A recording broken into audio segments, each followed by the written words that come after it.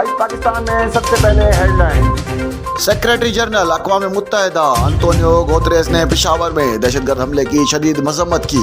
तर्जुमान secretary general अक़वाम मुत्तहिदा ने briefing के दौरान मजम्मती बयान पढ़कर सुनाया। सेक्रेटरी जनरल अक़वाम मुत्तहिदा का कहना है कि मस्जिद पर इस तरह का हमला इंतहाई काबिल नफरत इक़दाम है। अवामी मुस्लिम लीग के सरबराह शेख रशीद अहमद को थाने में तलब कर लिया गया। तलबी शहरी की जानिब से दी जाने वाली दरख्वास्त पर की गई। साबिक वफाकी वज़ीर दाखिला शेख रशीद अहमद के खिलाफ शहरी ने थाना पारा में मुकदमा दर्ज करने के लिए दरख्वास्त जमा कराई। पेशावर पुलिस लाइन मस्जिद के मलबे से मजीद 17 अफराद की लाशें निकाल ली गयी, जिसके बाद धमाके में शहीद होने वालों की तादाद 88 हो गई, जबकि 157 से ज्यादा अफराद जख्मी। शोधा में DSP अरब नवाज, 5 सब इंस्पेक्टर, मस्जिद का पेश इमाम और मुल्क का पुलिस क्वार्टर्स की रिहायशी खातून भी शामिल है। वजीर आजम मोहम्मद शहबाज शरीफ ने कहा है कि बलोचिस्तान की तरक्की हुकूमत की अव्वलीन तरजीह है। मुआशी तरक्की और नौजवानों को यकसा मौके फराहम करके बलोचिस्तान की महरूमी को दूर करेंगे।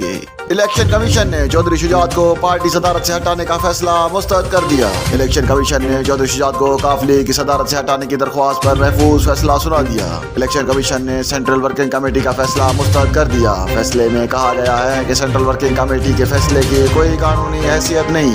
वज़ीर दिफा ख्वाजा मोहम्मद आसिफ ने इंकशाफ किया है कि पेशावर धमाके का हमलावर 1-2 दिन से पुलिस लाइन में ही रह रहा था।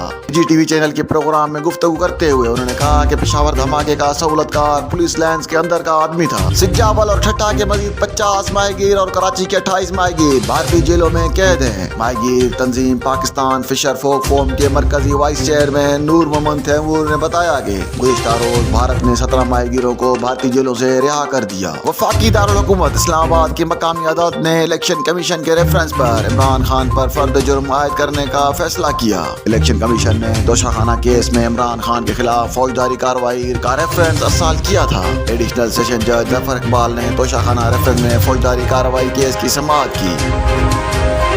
हेडलाइन जाती जानी, बढ़ते हैं तफसीलात की जानिब।